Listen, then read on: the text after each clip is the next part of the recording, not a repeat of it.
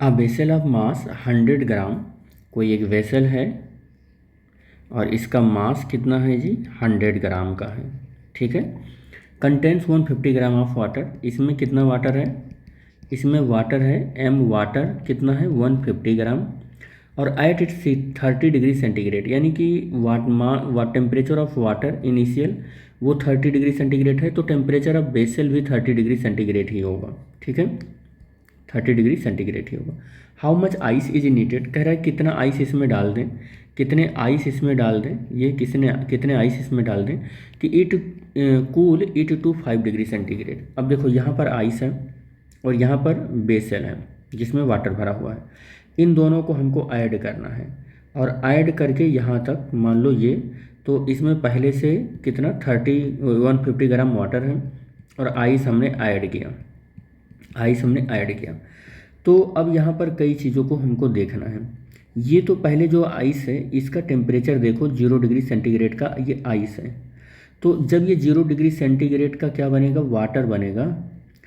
तो देखो यहाँ पर टेम्परेचर सेम है 0 डिग्री सेंटीग्रेड की आइस से 0 डिग्री सेंटीग्रेड का वाटर बनना चाह रहा है, टेम्परेचर कांस्टेंट है तो यहाँ Q जो होगा वो क्या होगा ml होगा, और 0 डिग्री सेंटीग्रेड का जो वाटर है वो मेल्ट होने के बाद 5 डिग्री सेंटीग्रेड का वाटर बन रहा है, तो जब ये 5 डिग्री सेंटीग्रेड का वाटर बन रहा है तो इसका मतलब यहाँ Q इज इक्वल टू क्या आ जाएगा mc डेल्टा T आ जाएगा। लेकिन ये वाटर जो 30 डिग्री सेंटीग्रेड पर है ये डायरेक्टली 5 डिग्री सेंटीग्रेड का वाटर बन रहा है, तो Q इज इक्वल टू यहाँ से mc डेल्टा T ही केवल आएगा। अब आपको बता दें कि ये 30 डिग्री से 5 डिग्री सेंटीग्रेड कर रहा है तो ये हीट को क्या करेगा लॉस करेगा, और ये हीट को क्या करेगा गेन करेगा, और यहाँ भी गेन होगा, ठीक है, ये दोनों गेन करेंगे, ठीक। तो और एक बात और बता दें कि यही केवल हमारा वाटर ही गेन लॉस नहीं करेगा, स्टार्टिंग में बेसल्स का भी टेम्परेचर क्या है वो 30 डिग्री सेंटीग्रेड करेगा, तो बेसल्स भी अपने टेम्परेचर को क्या करने वाला है, बेसल्स भी अपने टेम्परेचर को लॉस करेगा, तो ये Q is equal to Q vessels equal to M vessel और स्पेसिफिक हीट ऑफ वेसल और into change in temperature of vessel, ये हो जाएगा। तो ये एक्चुअल में ये भी क्या कर रहा है लॉस कर रहा है, लॉस कर रहा है। तो कौन कौन हीट को लॉस कर रहे हैं, बेसल हीट को क्या कर रहा है लॉस कर रहा है, यानी कि हीट बेसल क्या कर रहा है लॉस कर रहा है, और कौन लॉस कर रहा है क्यों लॉस हो रहा है किसका वाटर का, ये भी लॉस कर रहा है, ये भी लॉस कर रहा है, और यहाँ पर गेन कौन कौन कर रहा है, गेन कर रहा है हमारा आइस, एक बार आइस गेन कर रहा है और वो लेटेंट हीट के फॉर्म में गेन कर रहा है, और एक बार हमारा वाटर मतलब आइस जब वाटर बन गया है तब वो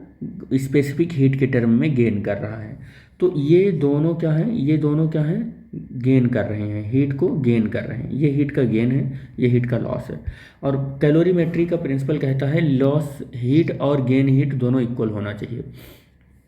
तो यहाँ पर m की वैल्यू कितनी है, m की वैल्यू कितनी है बेटे, तो m की वैल्यू यहाँ पर वाटर 150 ग्राम है 150, और वाटर की स्पेसिफिक हीट की अगर बात करें तो 4.2, और चेंज इन टेम्परेचर 30 से कितना हुआ है 5, तो 30 से 5 हुआ है तो 30 माइनस 5, और यहाँ पर Q लॉस 1 की बात अगर हम करें तो Q लॉस 1 या वाटर लिख रहे हैं 1 होगा या वाटर होगा, तो ये वाटर है, और 150 और इंटू 4.2 और इंटू 25 हो जाएगा, 30 में से 5 जाएगा, और ये भी लॉस कर रहा है, ये भी लॉस कर रहा है, तो Q लॉस ये भी है और ये बेसल लॉस कर रहा है। तो M इसका मास कितना है 100 ग्राम है, इसका 100 ग्राम है, और इसका स्पेसिफिक हीट मतलब वेसल्स का कंटेनर का specific heat, take the specific heat of the vessels 0.4 लेना है, और इसका टेम्परेचर 30 से कितना हो रहा है, इसका भी 5 हो रहा है तो इसका भी 25 हो जाएगा। तो देखो कौन कौन लॉस कर रहा है, ये लॉस कर रहा है और ये इतना हीट है 150 और इंटू 4.2 और इंटू 25, और प्लस ये भी तो लॉस हो रहा है, तो 100 और इंटू 0.4 और इंटू 25, गेन कौन कर रहा है, ये गेन कर रहा है, ये गेन कर रहा है। इसका मास कितना था, इसका मास था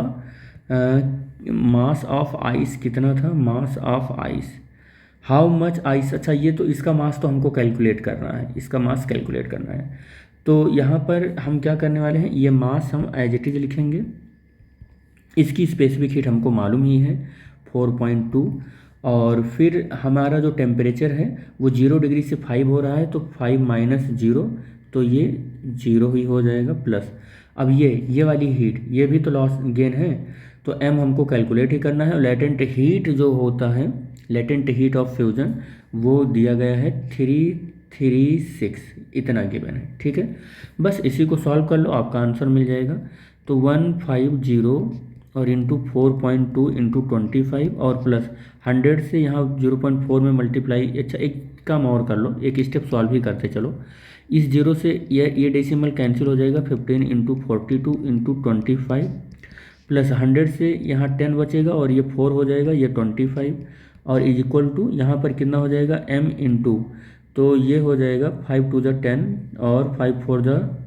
20 और 21, तो ये हो जाएगा प्लस, और ये 36 और इंटू m। अब यहाँ पर अगर मल्टीप्लाई करें तो मल्टीप्लाई करेंगे तो किसका किसका मल्टीप्लाई करना है, 15 इंटू किसका 42 इंटू 25, तो ये आ जाएगा 15750 और प्लस। अब इसको अगर मल्टीप्लाई करेंगे तो ये 1000 आ जाएगा, 25 चौका 100 और 10, 1000 प्लस 20 प्लस नहीं equal to 21m plus 360m। तो अब अगर मैं इसको 21 को और 336 को ऐड करूं तो ये आ जाएगा 357m आ जाएगा, और इसको अगर ऐड करूं तो 50 और 7 और 15 आ जाएगा। ठीक है, 15 नहीं 16 आ जाएगा, ये इतना आ जाएगा। ठीक है, और m इज इक्वल टू 16750/357 और m इज इक्वल टू, इसको डिवाइड करो 4692 ग्राम आ जाएगा। तो हमारा एग्जैक्टली कहने का एक्सटेंशन ये है कि 46.92 ग्राम अगर हम आइस ले लें तो फाइनल टेम्परेचर इस वाटर का और वेसल का फाइनल टेम्परेचर जब हम इस आइस को इसमें मिक्स कर देंगे तो 5 डिग्री सेंटीग्रेड टेम्परेचर हो जाएगा।